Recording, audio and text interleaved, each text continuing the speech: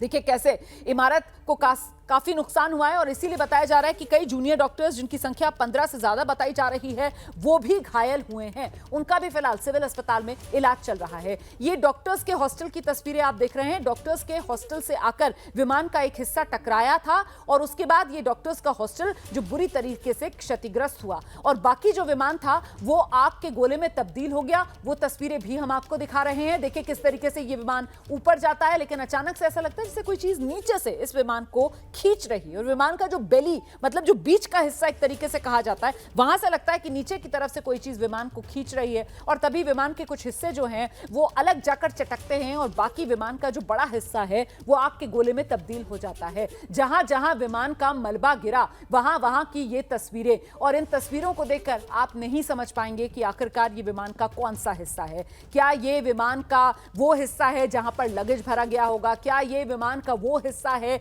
जहां सीट्स लगी होंगी, जहां पर यात्री बैठे होंगे? क्या ये विमान का वो हिस्सा है जो आगे का हिस्सा है जहां पर पायलट बैठे होंगे, जहां से विमान को कंट्रोल किया जा रहा होगा? कुछ भी समझ पाना मुश्किल है। और देखिए जहां पर ये विमान आग का गोला बनकर गिरा वहां पर भी एक इमारत और वो इमारत भी इस विमान के आग की लपटों की चपेट में आई है और वो भी बुरी तरीके से क्षतिग्रस्त। उसकी तो कई फ्लोर्स पर आप आग भी लगी हुई देख रहे हैं और वहां पर दमकल की गाड़ियां जब पहुंचकर आग बुझा रही थी वो तस्वीरें भी आपके सामने हैं।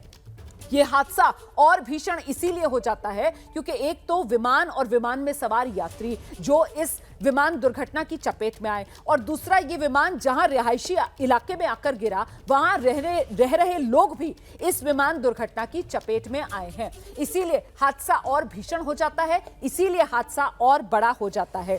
तो अभी तक की जानकारी यही मिल रही है। एयर इंडिया का विमान 171 जो दुर्घटनाग्रस्त हुआ है जिसमें कुल 242 लोग सवार थे, जिसमें 230 यात्री और 12 क्रू के सदस्य।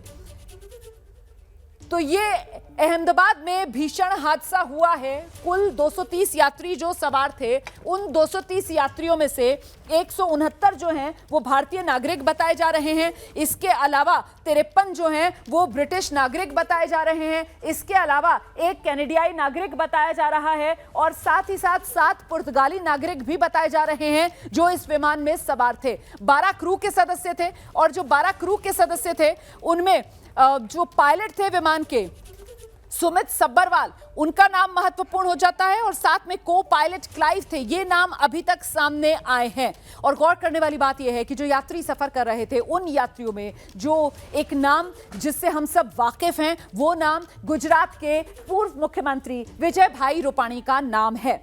तो ऐसे में अब ये तस्वीर साफ हो रही है। अभी भी लेकिन सवाल बड़ा है कि आखिरकार ये हादसा कैसे हुआ।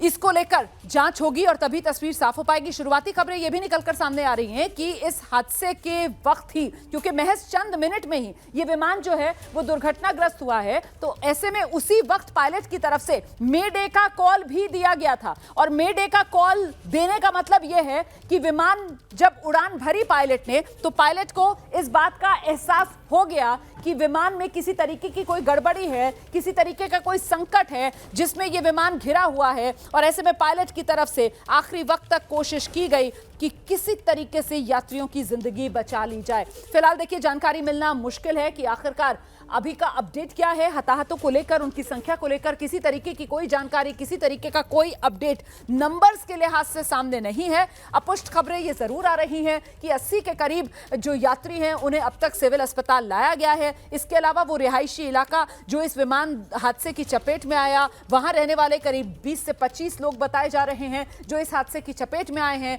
जिनका अस्पताल में अभी इलाज जारी है।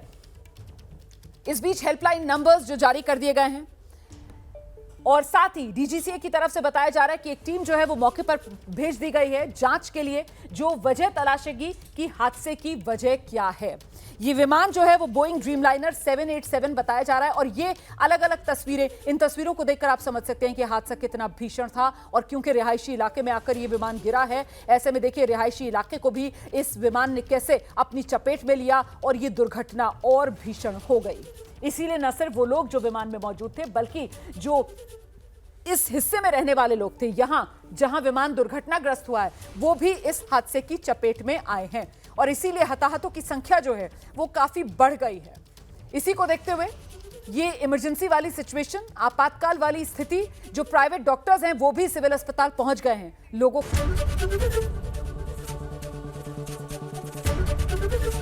एबीपी गंगा, खबर आपकी, जुबान आपकी।